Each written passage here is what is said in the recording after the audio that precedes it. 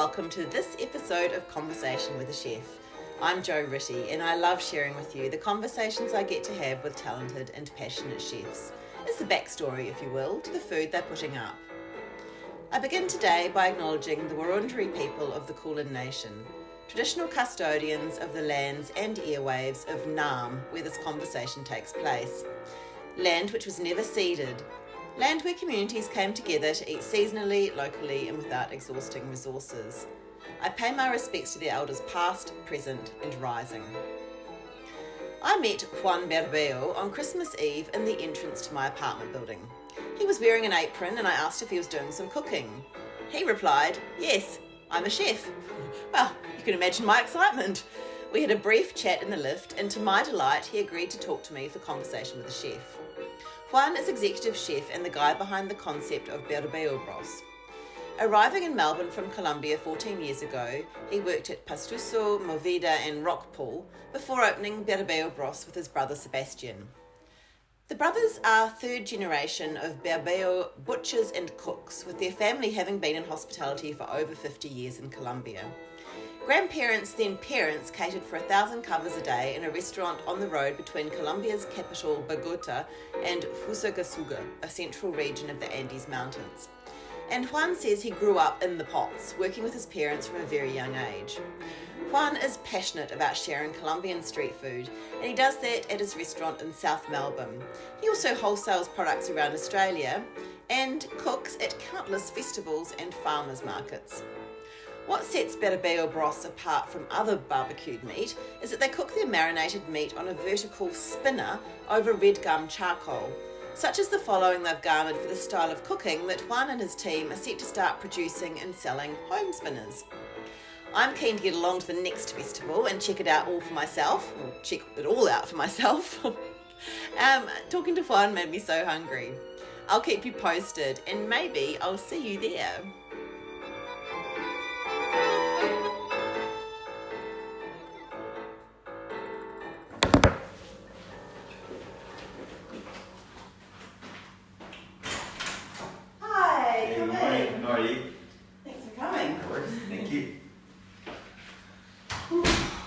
A little of a traffic jam downstairs, so I said that morning. people trying to come up. Oh yeah. It's a lovely apartment. Thank you. Yeah, it's pretty good having all that greenery out there. So we had a studio apartment for 7 years and like over lockdown and everything, and it was a bit small. The studio was really just you just closed the door across over the bed, and so it was really tiny. It was like a hotel. Oh, really? It was like a hotel room, not here, but in Abbotsford, and yeah.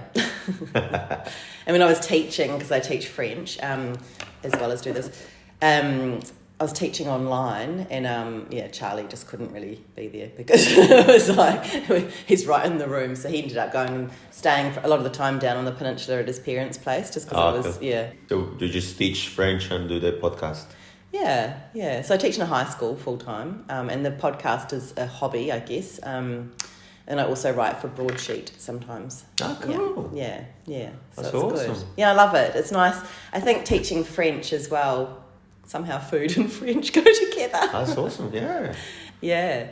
We've been like in one article at Broadsheet, because we do the style of cooking that we do is kind of unique. Yeah. Have you seen it? Then I'll show you quickly what we do.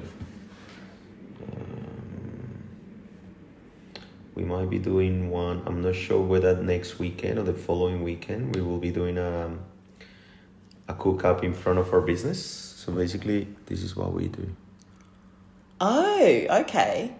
So what do you call that? That's like a vertical rack. It's a vertical spinner. We call it. This called trompo, which is called a spin, which is like a spinner.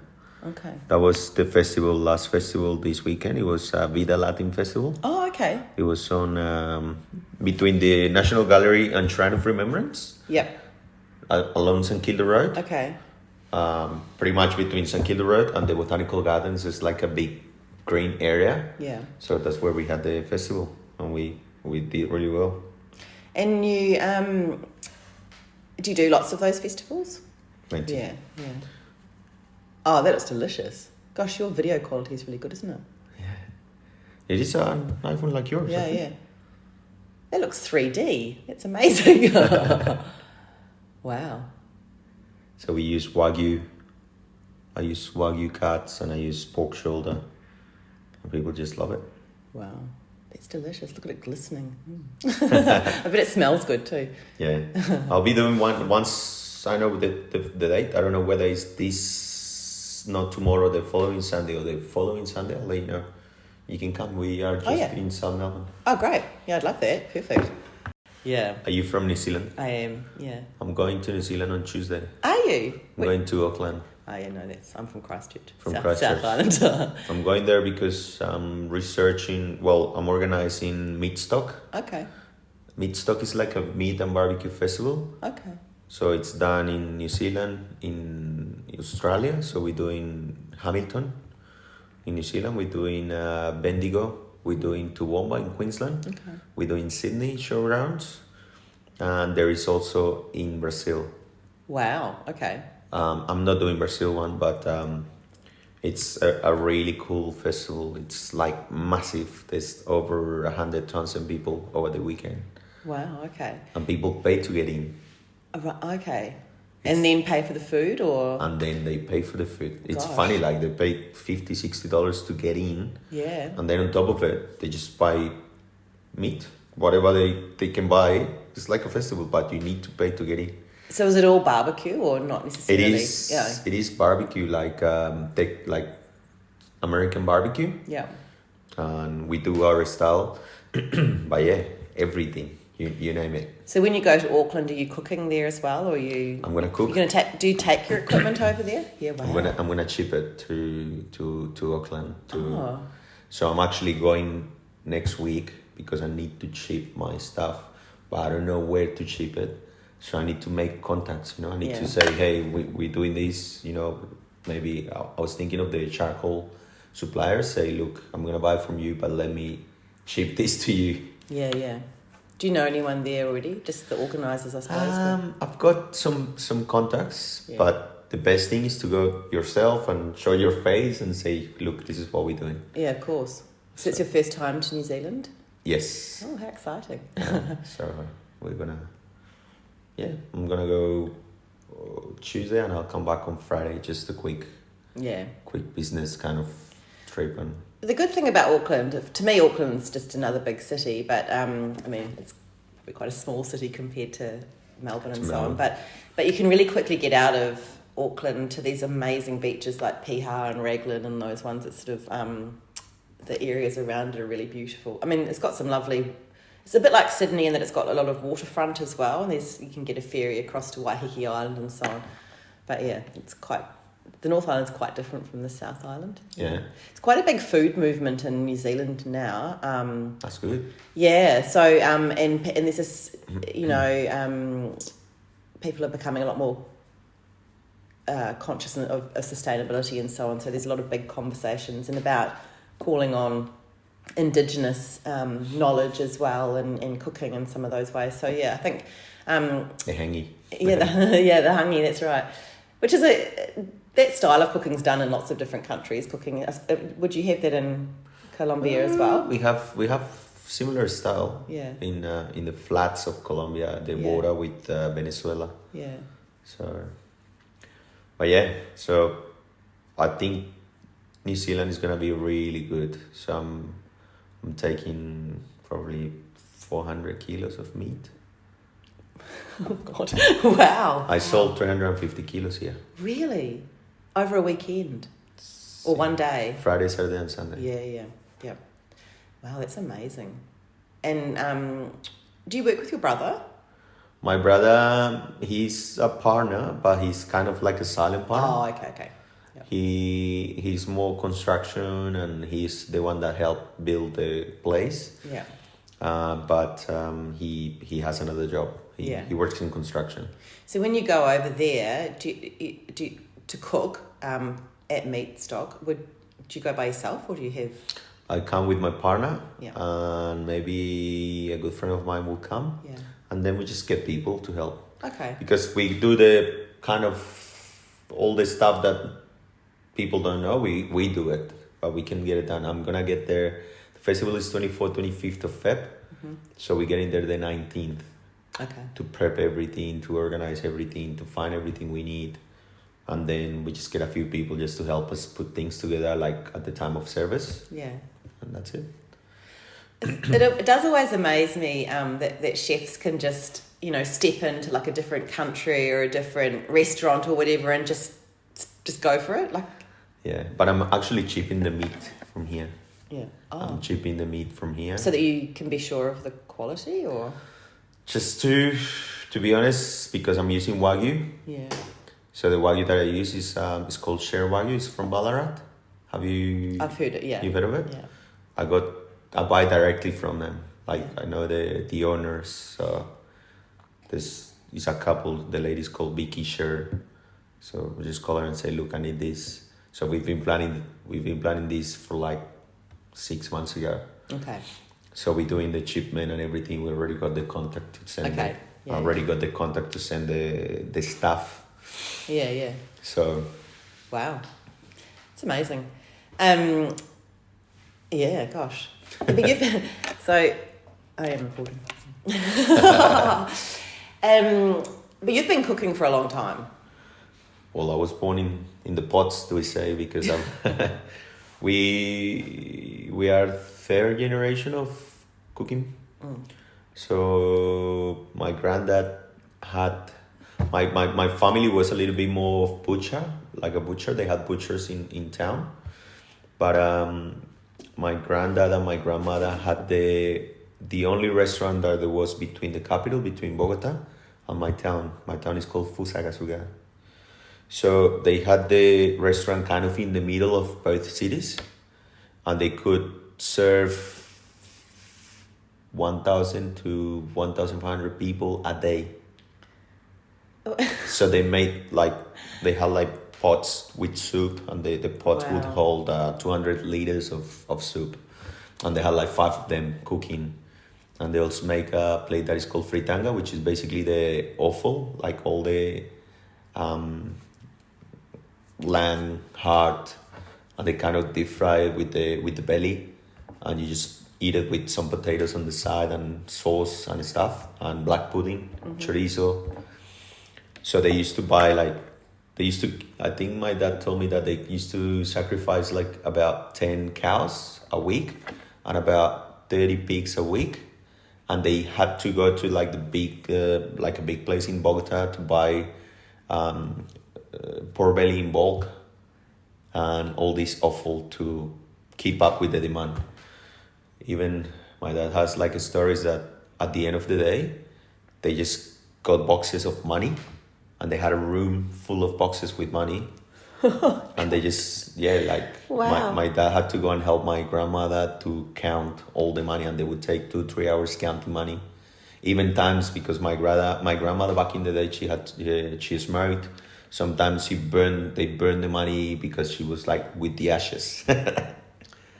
Wow. They were just smoking and then counting, and then all of a sudden, this caught fire. God, wow, what a story! Is it? So how did they? I mean, obviously the food was really good, but that's huge volumes of people. They just made a name for themselves. They had a big restaurant, and they cooked everything with wood and charcoal. So they had this called falca.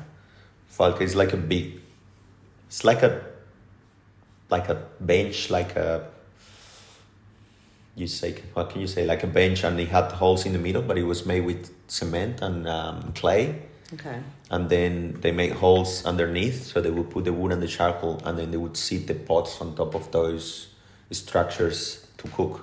So it was like a big stove, but it was made out of with bricks and cement and clay. Yeah, wow. And to put big pots, and they also had some fondos, which was like the shape of a fire pit, but a little bit taller, and they would cook everything on that, oil, and they need to make with the fat of the pork, they used to make the lard to cook everything. It's not like they could just go to the supermarket and buy oil. Okay. So they just did that. Wow.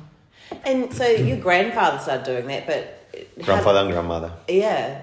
So that was just a decision they made to get into hospitality in restaurants. What was happening for their family that was possible, I guess, because I feel like if that hadn't happened before, I mean, third generation's already great, but so they made that decision and then had this huge restaurant. That's a big... How did they do that? What training did he have? Oh, he's a butcher. They had the butcher training, yeah. and they had knowledge from like the family cooking. Yeah. Just, yeah. They started cooking, and they got, I don't know much about my grandfather, but I think he also had some like cooking skills. And they just decided to open the restaurant. That's amazing, isn't it? But it was funny because it was the first one and it was the only one between the two cities. So all the buses, like the tourism buses and everyone had to stop there to eat. Yeah. So it was like full of cars and it was so busy. So they were onto it. That was clever. Yeah, they were really clever. And my granddad also used to sing. He played the guitar and everything. He was a bit of a bohemian guy, like a lot of like going out, Casanova, even though he had my grandmother. God, we could make a film about this. It's like such a big story. Wow. And I think they divorced after a while. Okay. And then my grandmother moved to my town, to Fusa, and my granddad did, and they kind of like split the money, and she bought a property in another area, and my granddad bought a property in another area, and then my grandmother kept the restaurant and just worked all her life with the restaurant, and that's how she got money. She bought like 2-3 houses. Wow. And yeah, that's how she helped all the family. And my granddad on the other side, he had the property, he had like some animals, so because it was like a big land, he had cows, pigs, lamb, and he had some fruit in the property, and he used to do the barbecues, like people will hire him and he will go and do the barbecue, and sing and drink. And then he found another wife. But before my grandmother, he had another wife, and he had 2 kids with that wife. I don't know much about the story, but then when he got with my grandmother, they had 7 kids. So I got 10 uncle and aunties. Wow. So he had 3 wives. With the last wife, he had one girl. Right. And that's the one. She's the one that he died with. She was the last one. Okay. She's still alive, and my grandma is still alive. She's 95, 96 right now. Wow, gosh. Okay. And yeah, she just tells the stories and like, oh no, we used to do this and all this. So it's so crazy to know all this, and that's why my father learned all that from my grandmother, my granddad. Yeah. And he kept doing it, and he had restaurants as well. All my childhood. I remember that I was in restaurants helping out when I was little, and that's how I learned all these techniques. Yeah. For me, it was kind of normal, and for me, it was kind of like it was compulsory for me to help. I had to help. Like I had to get up and help him when I was in holidays, and I had to do it also when after school I had to help. And I used to study Monday to Friday, and then on Friday when I finished school, if I wanted to go out, like I would go home and say, Dad, can I go out? He's like, yeah, but you have to finish this first. And to finish this first, it was for me to kill 2 lambs and process them and do the whole thing, or make black pudding.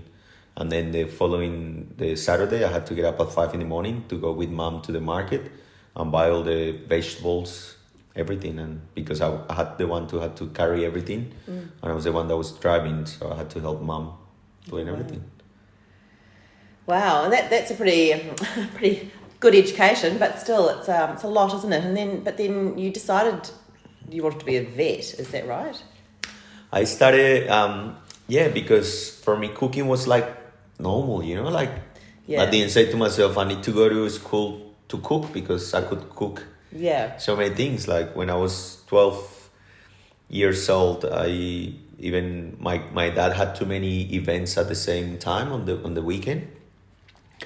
And he couldn't do anymore. And somebody came to the restaurant and say, hey, I need someone to come and cook 50 kilos of meat for my family because we're doing this. So we need someone to do the barbecue and do the style of that you guys do. And my dad is like, I can't do it, I'm busy, but if you want, I can send you my son. Okay, where's your son? So my dad would call me, Juan, come. And I was like 12 years old. So I'm like, oh, here's this guy. I'm like, hey, nice to meet you. How you going? He wants you to, they need someone to do this. So you want to do it? I'm like, yeah, Dad, if you want me to, I can do it. Like, okay. And then, nice to meet you. See you later. And then he will talk to my dad. He's like, you sure he's going to be able? He's like, yeah, don't worry. He's all good. And they picked me up. I went to the wherever they had the event. I cooked everything, earned some money when I was 12, lots of money. God, and then came home happy. Yeah. Wow. That was good. And then because of those things, because I was little and I used to do this all the time, for me it was normal, like I didn't say, I want to become a chef. Because it was already there. Yeah. So I never thought of that.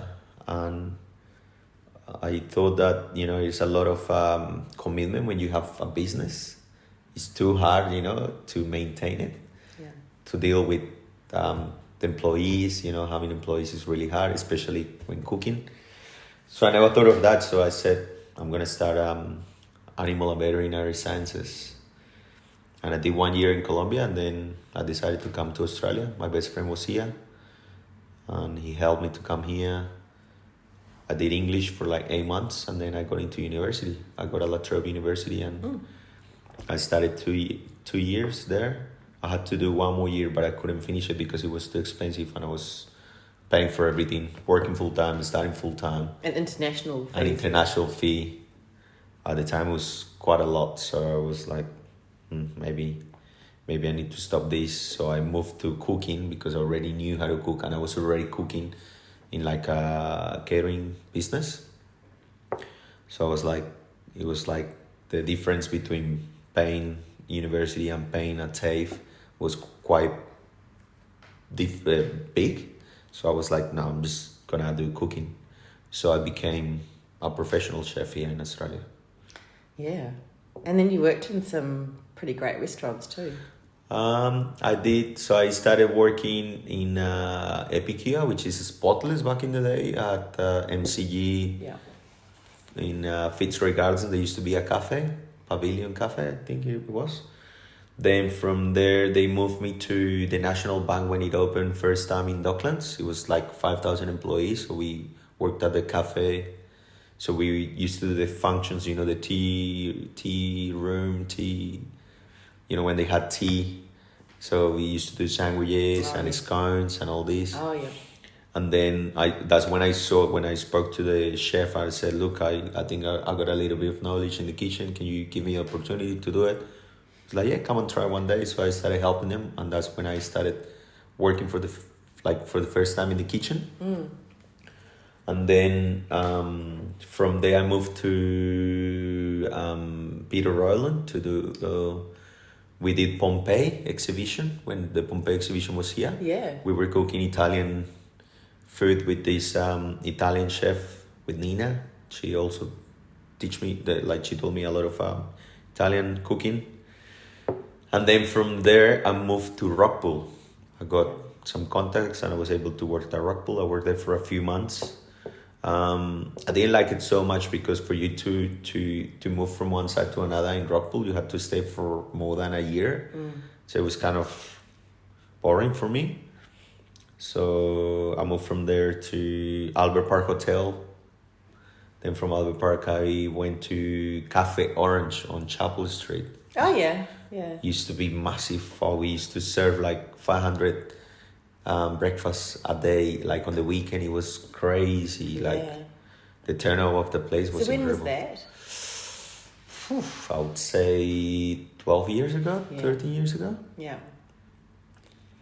And then from Cafe Orange, I went to a Greek bakery. I learned a little bit of Greek pastries. While I was there, I got in contact with MoVida, so I went to MoVida. I worked at MoVida Original for 2 years when they had 2 hats.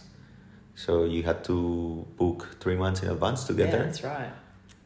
And I learned, I think when I went to MoVida was when I actually learned how to cook in a proper kitchen, you know, like under pressure, like doing lots of people. So the person, like I started in all the sections, but the person that did the pen section had to cook for the whole restaurant. So it was massive. It was very busy, and you had to kind of memorize everything because you didn't have like dockets in front of you. You just had the chef calling the dockets to you.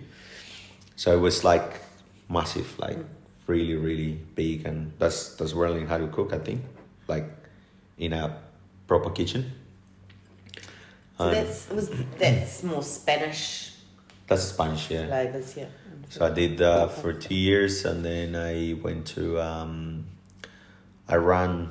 They had a restaurant, a Mexican restaurant that was called Paco's Tacos, and they had it on where MoVida Key is, on Little Burke and Little Williams. Yeah. There was like a little place there, and they had tacos, and I started doing. I was there for a little while. Then I moved to Pique's. It was like a Latin American restaurant in Carlton North in Ratheon Street. And then I don't know how someone contacted me from Berbeo Group, and I went to Berbeo Group in Sydney. So I moved to Sydney for a few months. Oh yeah. I worked at El Loco, the Mexican place. Do you think it's different in Sydney, the food scene, to Melbourne? Yeah, I think the food here in Melbourne is more kind of down to earth, and it's more affordable. Yeah. Like in Sydney, you have to pay a lot of money to kind of get food, but here you go to, you know, you spend less money and you still get a decent meal. I think it's very pretentious, Sydney, sometimes, you know. Melbourne, you can go to really cheap places and you get like an amazing meal. So that's what I like about Melbourne, and it's got so much variety, and the quality I think is much better. Yeah, that's what I think. Yeah, and because when I was at MoVida, I had an accident.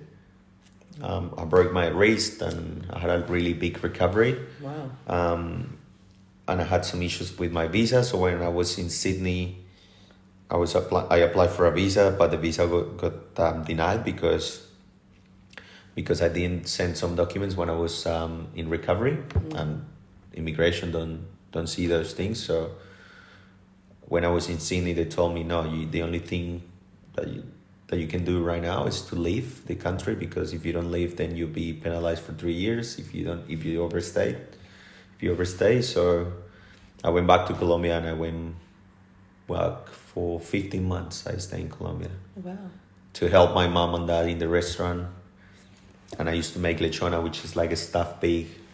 And it's like a traditional dish in Colombia. What's it stuffed with?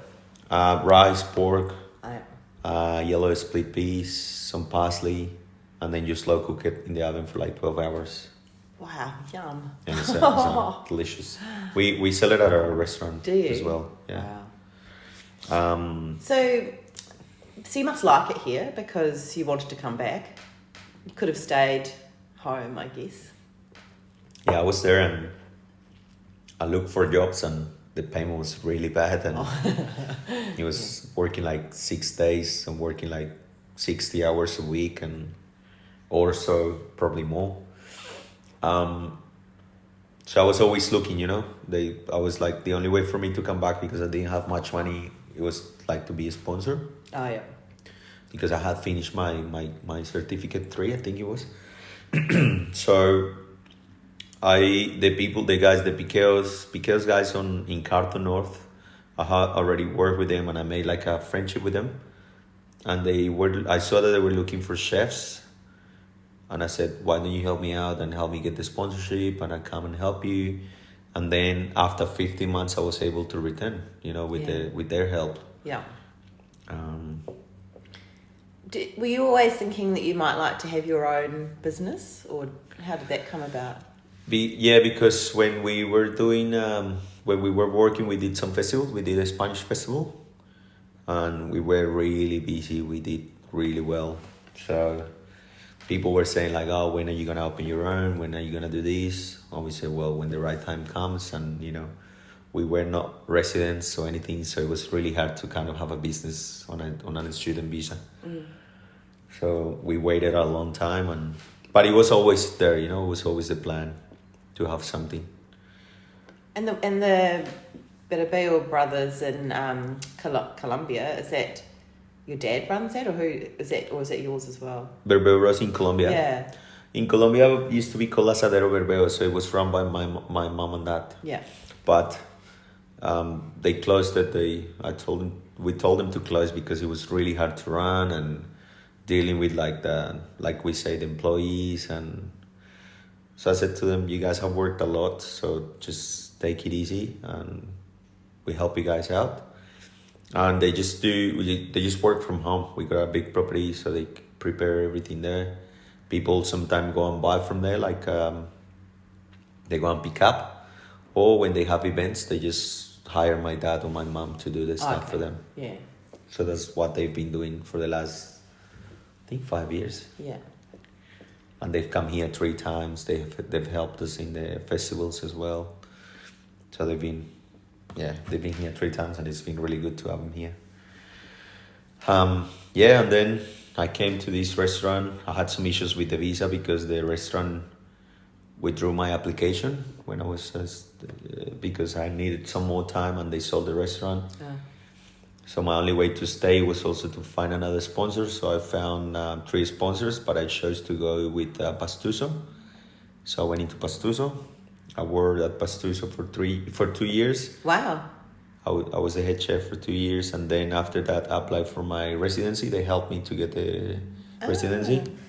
And after that I was there for another 2 years. I was at Pastuso for 4 years. I was the head chef. Is that when Alejandro was the head chef at the time, and then I took his position. Oh, I see.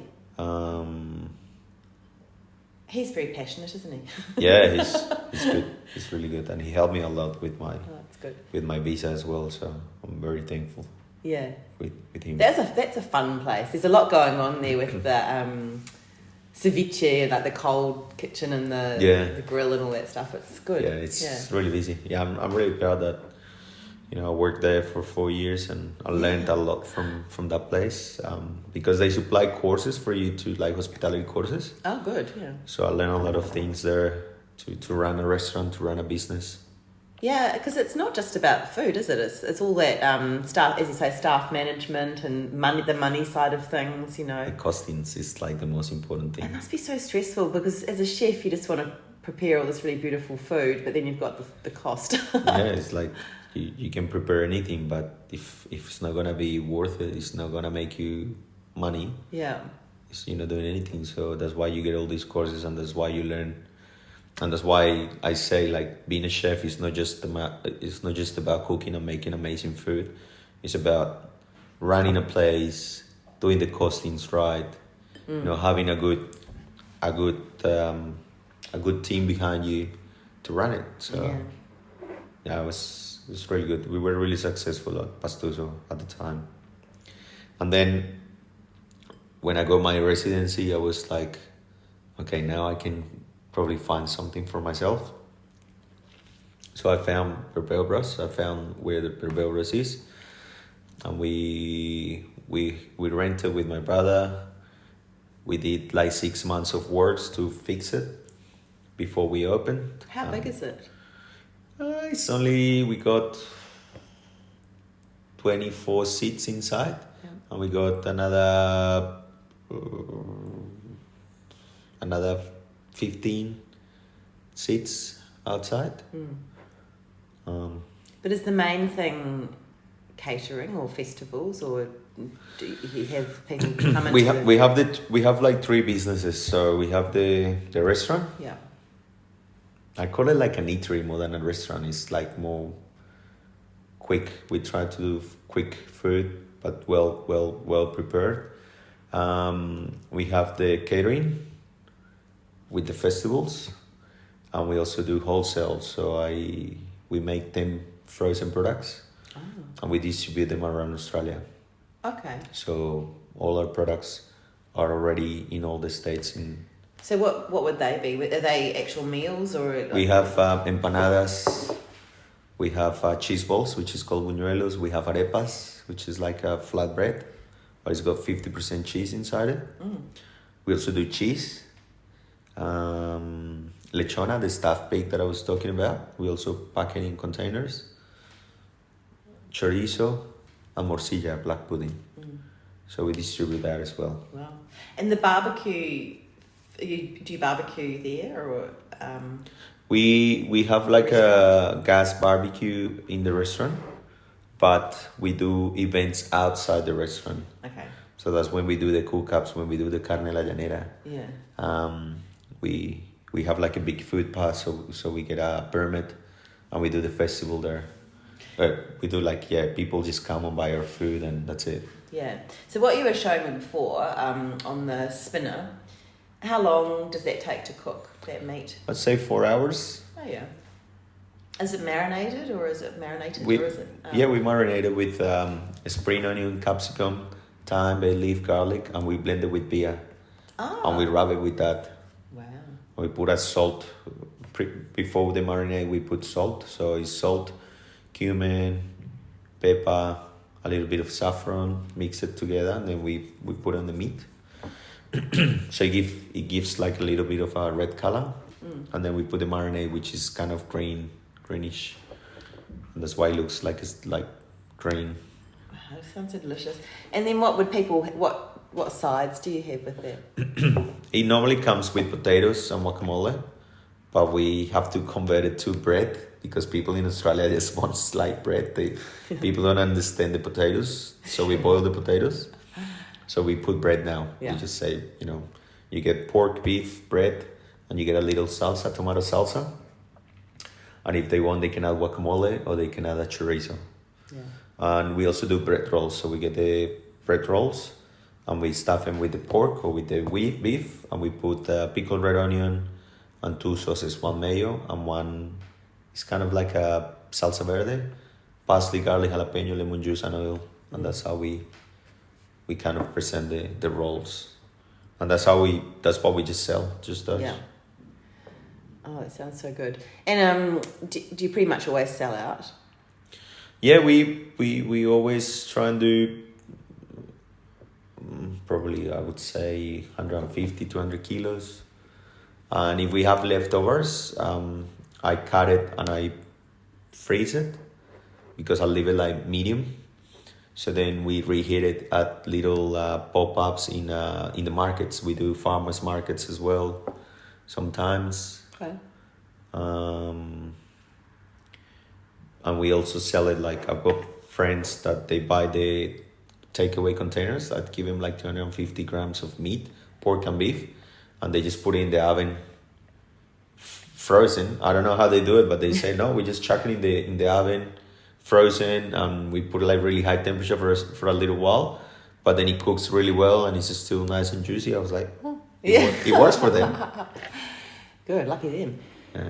And there must be a lot of interaction with people, especially at those festivals, because you're right there, aren't you? Cooking in front of them and so on. Is that an aspect that you enjoy, or do you like an open kitchen? Yeah, it's awesome. Like we get taken like thousands of pictures every time that we do something like that, because it's quite unique, the style that we do in the spinner that we do. So it's got to the point that people are so interested in the spinners that we are going to start building them, and we're going to sell them to people in a smaller version. Yeah. So they can feed them onto the little barbecues, the round barbecues like Weber's or Jambaks. People at home. Pretty much every Australian has a Weber. Yeah. So we're planning to assemble those on top of the Webers so people can cook at home. It's a great idea. So we got. And what do you use? Do you use wood or charcoal? We use wood and charcoal. Yeah. We use wood for like kind of a smoking, and we use the charcoal for heat. Yeah. Do you have a particular wood you like to use? We use red gum. Yeah. Seems to be the favourite here, doesn't it? Yeah, and it's quite easy to access. Yeah. So we use red gum and charcoal, lambwood charcoal. Yeah. So it's awesome to see people enjoying what we do, and it's something different. So people stand there for like a few minutes, just looking at the mechanism and how we do it, and they're like, oh, how do you do it?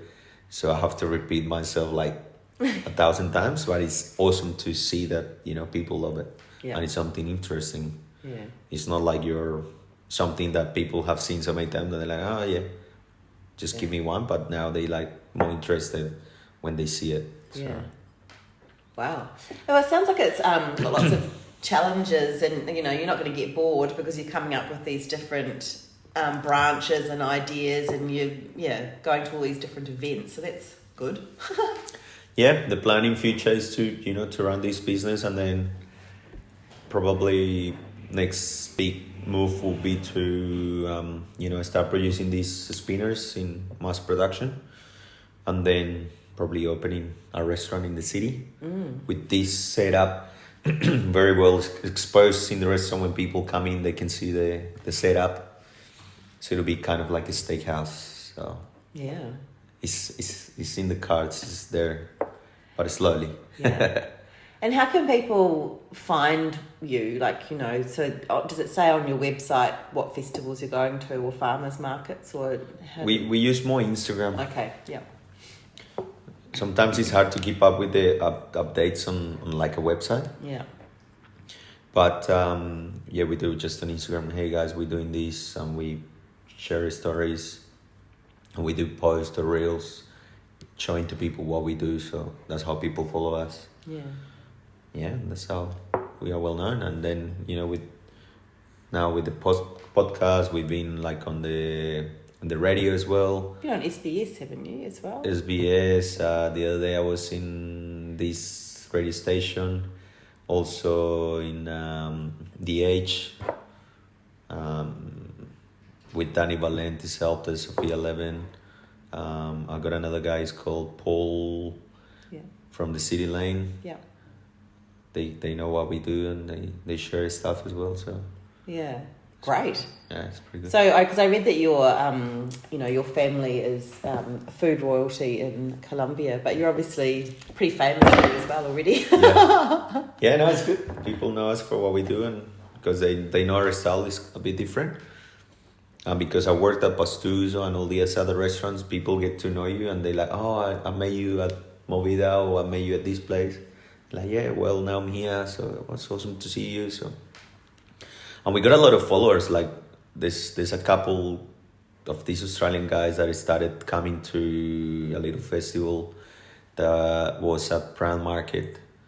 We did it a couple of years, and that's where we met. And they like very photographers, like enthusiastic of that, and they bring cameras and they take photos, and we became really good friends. And we don't know, like I don't even know the name, but when they come, they always come and take photos, and it's pretty cool to have, you know, people that are interested in what we do, and we have a follow up because of that. So that's great. Great experience. Wow. So so the next things you're going to Auckland, and then the other meat stocks that you're talking about that are in the different cities. Will you go around those as well? Yeah. Yeah. So we do Hamilton, 24th and 25th of Feb. We do the next mixed stock after that one. It's Toowoomba in Queensland, which is like an hour away from an hour and a half away from Brisbane, and it's on the 8th and 10th of March. And then they used to do it in Melbourne Showgrounds, but now they will do it in Bendigo. Okay. 16 and 17 of March, and then in Sydney 19, 20 and 21st of April. Yeah.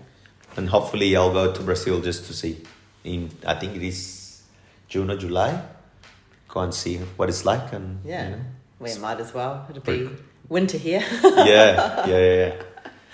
And yeah, in between those events we have catering. We get hired to do events in their houses, in the big backyards. We can bring the setup and we can do it there. People would love that. We have the spinner and we can bring it to their place, so it's pretty good on that. And there's always events and things coming up, and then that's already April, May. Once you see it, we will be getting towards December, and December is massive for us because we do like traditional cooking for for those dates, for Christmas and New Year's. Yeah. So we get really busy. We've done lechona tour, so the staff pig. I've made like for 2, for 4, and 10 people. We cryoback it, we freeze it, and we have taken it to Canberra, Sydney, Gold Coast, and Brisbane. We did it last year, and we're gonna do it this year. Hopefully, to all the cities in Australia, to all the main cities. So wow, you're empire building. Getting the name out there, yeah. It's not easy, but I think you have to dream big to achieve. And I know that you're not gonna be big in one day. You need to work for it. So that's why we work a lot and trying to get there. Congratulations. Thank you so much. Thanks so much for listening to this episode of Conversation with a Chef with Juan Berbeo from Berbeo Bros. If you liked what you heard, you can check out all the goodness, and there's a lot of goodness. You can also practice your Spanish on their Instagram account at Berbeo Bros Australia. That's Berbeo Bros Australia. And if you'd like to hear more chefs and their stories, I'm on Instagram at Conversation with a Chef. You can read the chat and become a subscriber at www.conversationwithachef.com. I'd love it if you told a friend about my chats, and of course you can follow me, so I know you're there, on Apple and Spotify podcasts. I've also recently joined Audible and Amazon, if that's your jam. Once again, thanks so much for listening. Have a great day and bon appetit.